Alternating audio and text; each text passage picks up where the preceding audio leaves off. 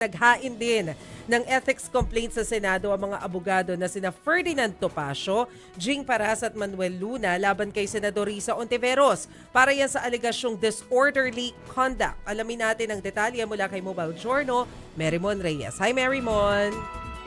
Magandang gabi sa inyo. Tama yan, around 2 p.m. kanina, dumating na nga dito yung tatlong nagsisilbing complainants doon sa ethics complaint laban kay Senadora Risa Ontiveros. Yung tatlong ito, sina Attorney Ferdinand Topacio, former Congressman Jing Paras, pati si Attorney Manuel Luna. At yung kanilang, itong complaint nga raw na i-file nila ay yung disorderly conduct daw ng Senadora. And yung ilan sa mga nabanggit nila, Attorney Topacio, is yung una, yung case nitong si Michael Maurilia or si alias Rene na kamakailan ay parang bumaliktad na sinabi niya binayaran daw siya ng 1 milyong piso ni Senadora para raw tumestigo laban kay KOJC leader Pastor Apollo Quiboloy noong 19 Congress o sa kanilang Senate probe. Pero nabanggit din na bukod doon, nilalaman din daw nito yung ilang affidavit pa na sinusuportahan yung kanilang claims na merong witness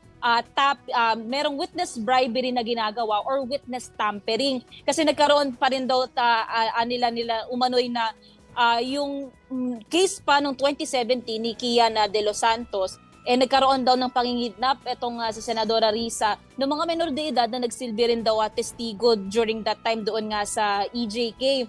Plus, yung iba pa raw na kaso, even yung sa Parmali Pangaraw na may ginawa rin daw parang pagbabayad sa mga pagtetestigo itong senadora. And ang pinakasinasabi din daw nila dito, bukod doon sa pinapakita nilang complaint, meron pa silang flash drive na naglalaman ng photos and or videos na susuporta o maninilbing ebidensya. Nung natanong nga rin natin kung bukod sa kanilang tatlo, meron pa kayang ibang sumusuporta dito sa complaint, pero hindi na nila dinivulge ito. Ang sabi, abangan na lang daw yung mga ipepresenta nilang mga testigo pagka nagkaroon na raw ng investigasyon ng Senado. Para sa kanila, depende na raw talaga sa Ethics Committee ng Senado kung magkakaroon ba ng pagpapatalsik, kung anong reprimanding daw ang gagawin. Pero ang pinakanais lang daw nilang gawin ng Senado dito ay magsagawa rin daw ng investigation kung may tama raw ba o maling ginagawa pagdating daw sa ganitong mga Senate probe. Pakinggan natin ang bahagi ng naging panayam natin kay Attorney Ferdinand Topacio kanina. She has been getting away with so much for so long a time. Someone has to tell her, stop! Hindi po pwedeng ang isang miyembro ng upper chamber ay nag-iimbento ng ebidensya.